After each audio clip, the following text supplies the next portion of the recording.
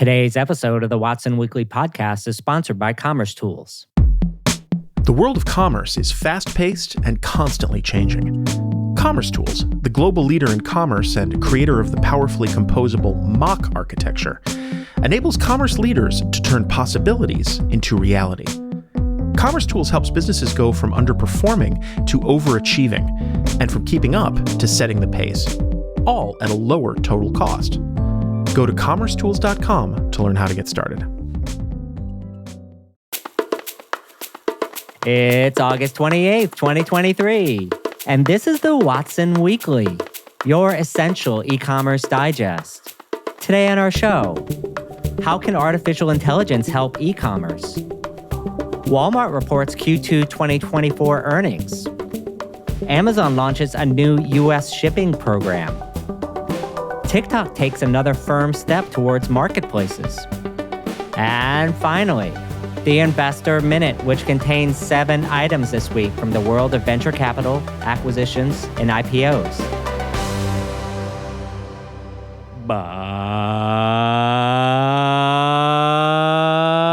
But first, in our shopping cart full of news, how can artificial intelligence help e-commerce?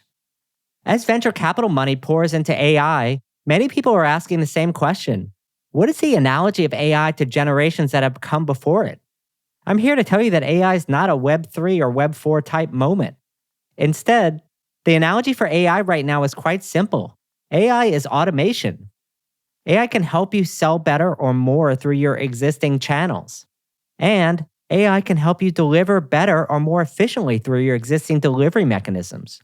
It does not match the revolutionary breakthrough in even these past tidal waves of innovation, like the internet, a family of protocols that enabled communication on a vast scale, or like the web, a new specific protocol which led to a new sales channel, i.e. marketplaces and direct-to-consumer, or social media, a new way to communicate with your friends and business partners which became a new sales channel or social media marketing, and mobile, a new form factor for communication which not only led to a new sales channel, i.e. SMS, but also the application of Moore's Law to computers in your pocket.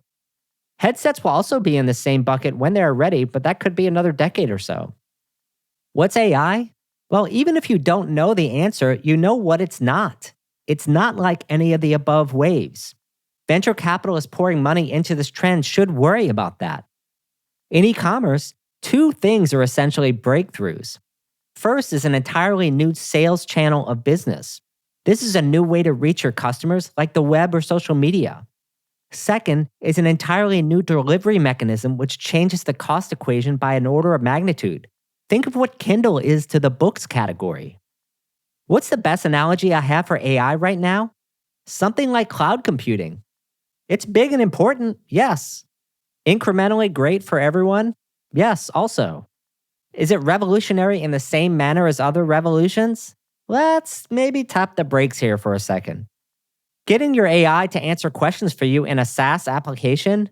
Sure, it's helpful, but the true generational winner in AI will come from a couple of areas. First is the compute and platforms that power the models.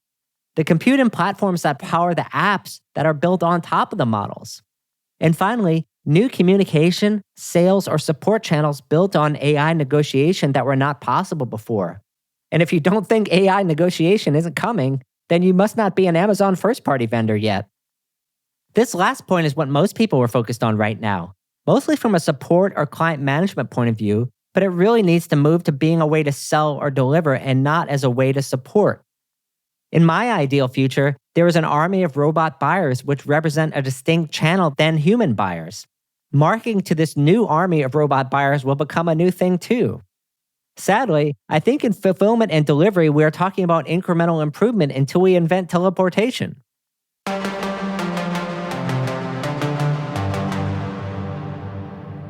Our second story. Walmart reports Q2 2024 earnings. Last week, Walmart reported their Q2 fiscal 2024 year earnings, and it's hard to overstate how much Walmart crushed this quarter. Here are a few data points, including raised guidance. Simply, they're doing what they said they would be doing, and the business is doing better than previous expectations, and the upside is great. This reminds me of listening to a Target earnings call about 4 years ago. Overall Q2 results. Consolidating revenue of $161.6 billion, which is up 5.7% year over year. Consolidated operating income up $0.5 billion or 6.7%. The global advertising business grew approximately 35%, and the number of advertisers grew 60% year over year. The company is pulling forward ROI improvements from fiscal year 2025 into this year. The U.S. business's Q2 results include Walmart U.S. comparable sales were up 6.4%. E-commerce in the U.S. was up 24%, which is led by pickup and delivery. Their operating margin was at 5.5%, which is up from 5.4% last year. And Walmart is now shipping more than 50% of its digital orders from stores. The fact that Target ships well over 90% of its order from stores is actually a potential tailwind and expansion opportunity for Walmart. Walmart Connect advertising sales grew 36% in the United States, and Walmart has doubled its advertising business in just 2 years.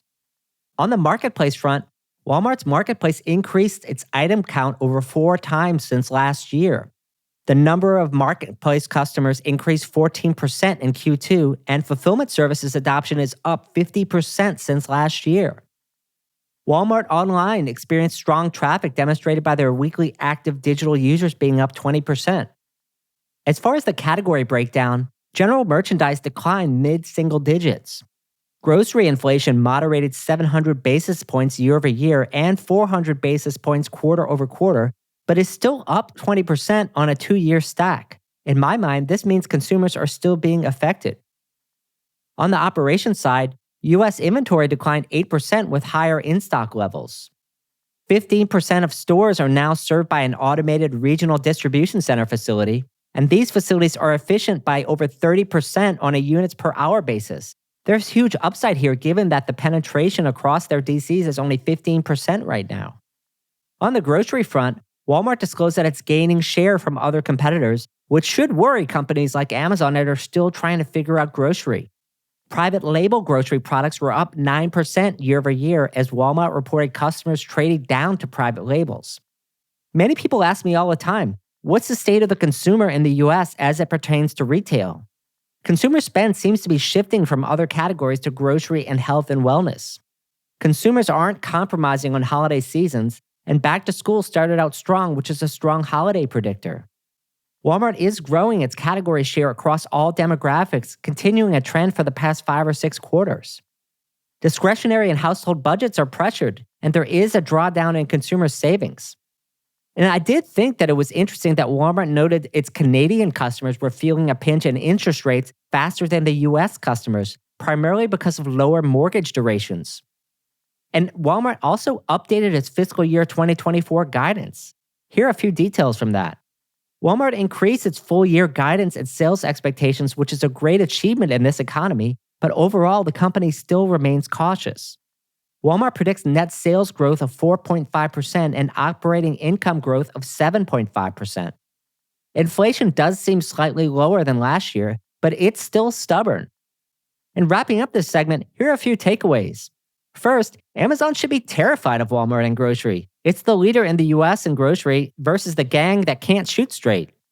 Inflation is still elevated but moderated. There are cautious outlooks for second half. I think that's smart for discretionary categories. Inflation is still elevated, but it's somewhat moderated. Any kind of cautious outlooks for the second half of the year are smart in discretionary categories. In the second half of the year, Walmart and off-price formats will likely continue to make significant market share gains.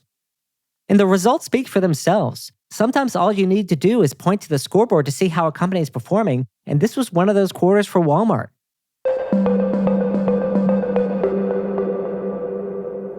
Our third story.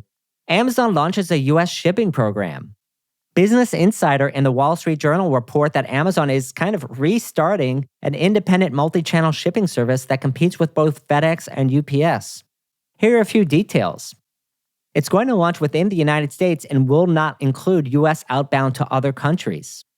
Sellers who ship from their own warehouse can choose Amazon as a carrier.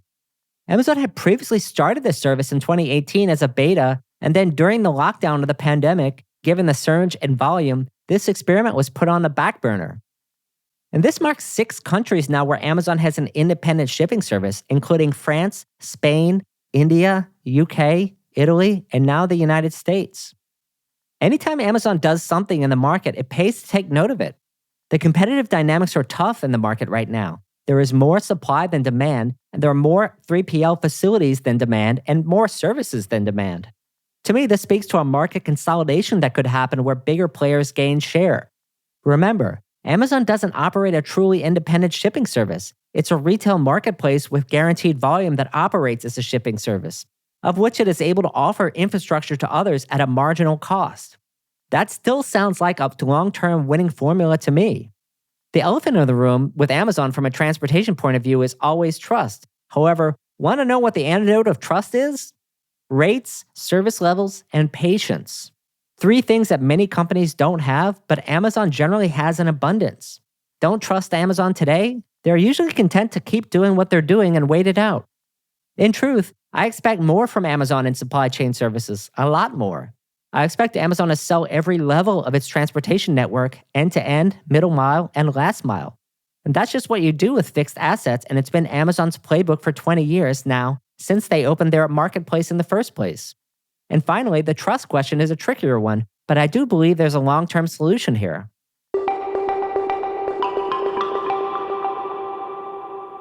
And our last story. TikTok takes another firm step towards a marketplace.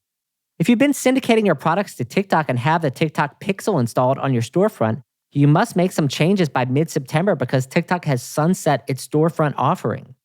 If TikTok Storefront is not familiar to you, then let me explain. TikTok Storefront is a service which previously allowed you to put your e-commerce product catalog on TikTok so you can reference it in your videos, and your buyer would purchase by clicking through to your e-commerce site. Now, after September 13th, this will be sunset in favor of TikTok Shop, which requires the buyer to check out on the TikTok app itself. In news I originally missed, TikTok has decided to go a different way than Meta in e-commerce. Historically, social media sites like Instagram have offered 2 ways for creators and influencers to sell products through their social media platforms. The traditional way is for creators to link back to their e-commerce storefronts. This requires the installation of a pixel at checkout time for the social media site to understand if the initial click resulted in a sale. The second way is to push buyers to check out through a shop like Instagram Shop or TikTok Shop, which is on platform. Notably, the TikTok Shop payment methods include Apple Pay, PayPal, Klarna, and regular credit cards via its integration to Stripe. First, let's get this out of the way. This is not about TikTok competing with Shopify, despite the lack of Shop Pay here, which I'm sure the Shopify team would love to remedy as soon as possible. There'll be many ways, and at least 2 I can find without much trouble, to connect TikTok Shop to Shopify to import your orders into your current Shopify e-commerce store. Shopify, or really any other e-commerce platform, is not threatened by the launch of a new marketplace, except perhaps in the smallest entrepreneur segment. To suggest otherwise would predict the demise of direct-to-consumer e-commerce, which is still growing 2 to 3 times faster than retail store volume. Let's maybe tap the brakes here. This is more, instead, about removing all purchase friction on TikTok such that it can follow the ByteDance GMV growth trajectory in China, which The Information, a news outlet, has reported is growing 80% year over year and reached over $200 billion in the last year in China. Essentially, what I see happening here is a bold move from TikTok. The reason it's bold is that Meta never had the commitment, guts, or whatever you want to call it, to actually implement this on their properties, preferring instead to give creators the option to either link off or transact on site. As a business move, I like TikTok's approach because it kind of creates a burn the boats moment. If there is a buyer friction, then there are no excuses and the product team is forced to iterate and improve rather than tell people to link off to an e-commerce store. This should lead to more e-commerce innovation from TikTok going forward. Given the influence of TikTok on the other retailers like Amazon, check out Prime Day, this might be something to keep an eye on. Make no mistake, TikTok is courting Chinese influencers and sellers to American consumers, and around 40 to 70% of Amazon sellers, depending on who you listen to, are Chinese. This also explains TikTok's logistics plans. It's likely more for foreign than domestic sellers.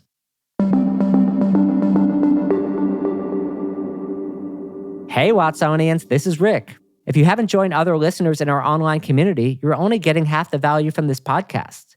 Our community contains members from all around the world discussing the most interesting topics we cover on the show. You can join the conversation now at community.rmwcommerce.com today. Now a word from our sponsor, Commerce Tools. When a multi-billion-dollar beauty brand's e-commerce platform neared the end of its life, the entire business was at risk, including the ability to serve customers.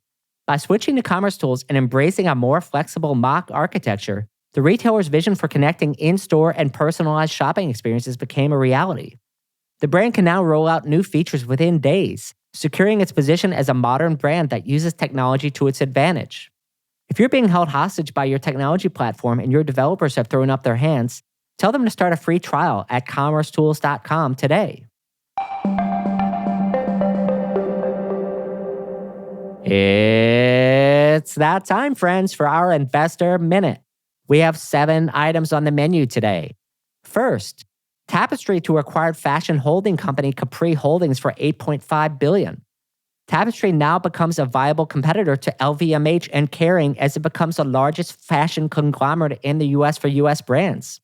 Sorry, PVH, you are now second place in the U.S. fashion market. Second, resale as a service platform Trove secures a $30 million Series E. Trove powers branded resale and trade-in for Canada Goose, Lululemon, Patagonia, Allbirds, and more, and secured additional capital by raising a Series E. The new funding will be used for logistics expansion and to add new brands and verticals. Third, fashion sourcing platform InSeam raises $2 million. InSeam, a fashion sourcing platform for stylists and personal shoppers, has raised $2 million in pre-seed funding, which will be used to hire staff and to further build its technology. This sector looks like an opportunity, yet a lot of startups have actually launched and quietly closed. Fourth, Hero Digital merges with Avianos. Hero Digital has acquired Avianos to create a Salesforce and Adobe powerhouse that helps enterprise customers and brands in the B2C and B2B sectors. Fifth, Micmac acquires ChannelAdvisor's shoppable media and brand analytics platform from Commerce Hub. Micmac, a commerce enabler product manufacturers and CPG companies, has acquired ChannelAdvisor's shoppable media and analytics platform from Commerce Hub. Commerce Hub is streamlining ChannelAdvisor and has signed a strategic partnership agreement with Micmac. Sixth, Grove Collaborative raises $10 million and announces management changes.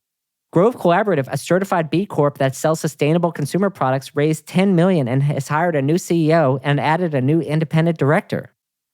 And finally, 3PL and fulfillment solution platform ShipCom raises $2 million. ShipCom, a 3PL and third-party operations analytics platform, has received $2 million from Montage Capital, which will be used to enter new markets and new customers and hire more staff. That's all for this week. Till next time, Watsonians. Hi, I'm Rick Watson, CEO and founder of RMW Commerce Consulting and host of the Watson Weekly podcast, your essential e-commerce digest. Our production partner for this series is Citizen Racecar. The show is produced by Jose Baez. Production manager, Gabriela Montequin. To hear new episodes of the show every Monday morning, subscribe now at rmwcommerce.com/Watson Weekly and wherever you get your podcasts.